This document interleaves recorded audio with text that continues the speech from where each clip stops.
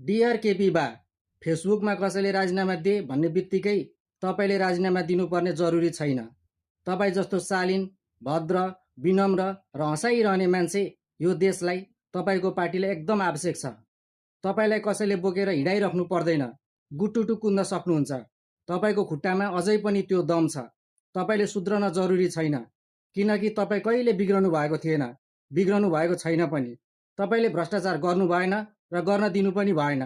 तपाईँले सत्तालाई आफ्नो अनुकूल कहिले प्रयोग गर्नु भएन, पदको लोभ पनि गर्नु भएन, अहिलेसम्म पनि गर्नुभएको छैन। त्यो त तपाईँका चाहनेहरूले जबरजस्ती दिँदा ल नि त भनेर लिनुभएको मात्र हो। अन्तिममा के भन्न चाहन्छु भने यो देशलाई तपाईँले जुन हालतमा पुर्याएर हेलिकप्टर चढ्नु भएको थियो, एमालेलाई पनि त्यही हालतमा पुर्याएर मात्र छाड्नुहोला। कम्तीमा त्यसो गर्दा तपाईँ बिना एमाले सकिन्छ भनेर उफ्रिरहने कार्यकर्ताको चित्त पूर्ण रूपमा बुझ्नेछ। विनम्र अनुरोध।